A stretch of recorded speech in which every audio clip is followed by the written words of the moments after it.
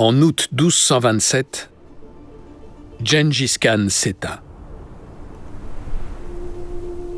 Pour un tel conquérant, c'est une fin symbolique de mourir en pleine conquête. Tout cet épisode a quelque chose de poétique. Il a vécu toutes sortes d'épreuves. Il y a survécu et il est parvenu à unir les Mongols. Il a combattu toute sa vie. Il a vaincu ses rivaux et ses ennemis et s'est imposé en chef incontestable. Pour un homme de cet âge, vivre et survivre aussi longtemps tient du miracle. Alors que les gens commencent à réaliser l'ampleur de ce que Gengis Khan a accompli,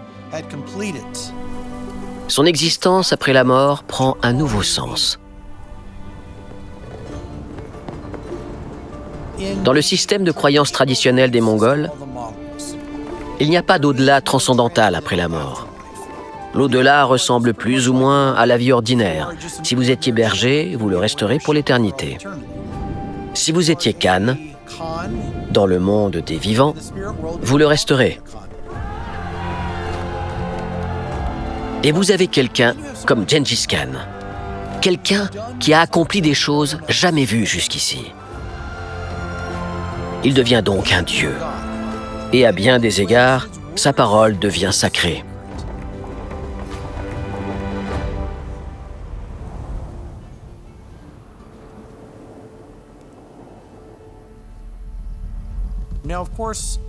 À cette époque, les Mongols n'ont évidemment ni règles, ni boussole pour mesurer l'étendue de leur empire sur une carte et se dire « Waouh, Gengis Khan a conquis plus de territoire que quiconque ». Ils savent juste que c'est grand. Ils ont mené les Mongols plus loin que jamais et se sont aventurés sur de nouveaux territoires. C'était un tout nouveau monde pour eux. Ils savent qu'il a accompli quelque chose d'extraordinaire, quelque chose de jamais fait auparavant.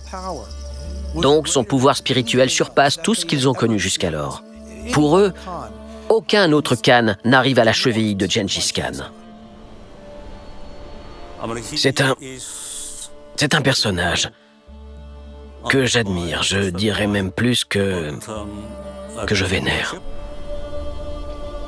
Les Mongols célèbrent Gengis Khan, car il nous a donné des coutumes, il nous a donné des lois, il nous a donné des traditions, et aussi une langue. Par ses actes, il a changé le monde de manière irrévocable.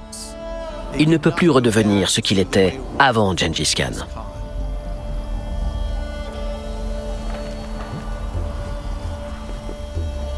La guerre contre les Tangoutes continue. En perdant leur chef visionnaire, les Mongols doivent faire face à leur épreuve la plus importante. Leur empire s'effondrera-t-il?